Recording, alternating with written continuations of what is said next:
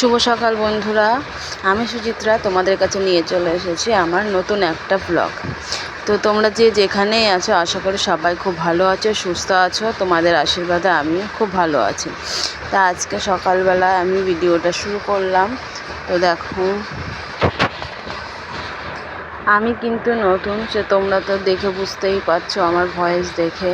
তো দেখো আমি বাসনগুলো মেজে নিয়েছি, এবার আমি ব্রাশ করে নেব। ব্রাশ করে নিয়ে তারপরে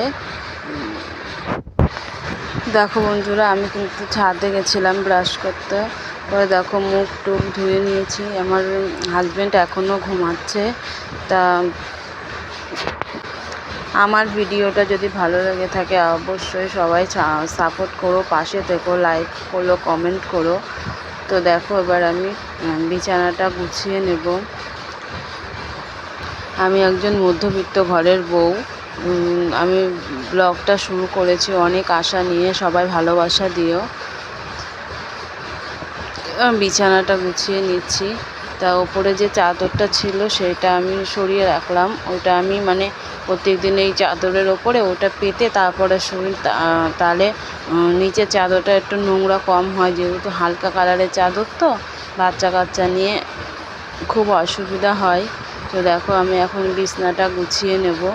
নিয়ে এই সংসারের পাশাপাশি কিন্তু আমি অন্য একটা কাজ করি, সেটা তোমাদের এই ব্লগে আমি বলবো কি কাজ করি। তো চলো দেখতে থাকো। এবার আমি ঠাকুরের ওখানে চলে এসেছি। ঠাকুর ঘরটা ভালো করে মুছে নিয়ে এবার আমি গোপু সোনাকে তুলবো। গোপু সোনাকে ঘুম থেকে তুলে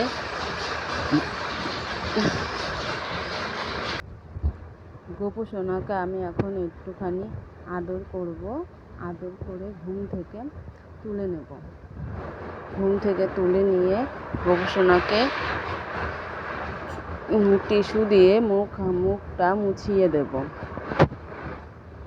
দেখো গোপু সোনার মুখটা মুছিয়ে নিয়েছি। এবার গোপু সোনাকে আমি জামাটা পাল্টে দেব। তো গোপু সোনার যতগুলো জামা আছে সব কিন্তু আমার নিজে হাতেই তৈরি করা। তার কারণ আমার নিজে হাতে জামা তৈরি করে গোপু সোনাতে পরাতে খুবই ভালো লাগে। তো দেখো গোপু সোনা বাসিটা দিয়ে দিয়েছি। গোপু সোনাকে সেবা দেওয়া হয়ে গেছে। এবার দেখো এবার আমি আমার কাজে বসে পড়েছি। এই যে কুর্তিগুলো এই তোমাদের বলেছিলাম এই ভিডিওতে বলবো, এইগুলো রেডিমেড, এইগুলো আমি সেলাই করি মালিকের কাছ থেকে নিয়ে এসে। তো এই করেও কিন্তু মাসে ভালো টাকা কাজ করা যায়। তো দেখো এইটা পুরো রেডি হয়ে গেছে, সেটাই তোমাদের দেখালাম যে কাটা থাকে সেইগুলোকে পুরো রেডি করতে হয়। তো ভিডিওটা যদি ভালো লেগে থাকে অবশ্যই একটা লাইক করে যেও। এই একটা সবাই ভালো থেকো, সুস্থ থেকো। এই ভিডিওটা এখানেই শেষ করছি।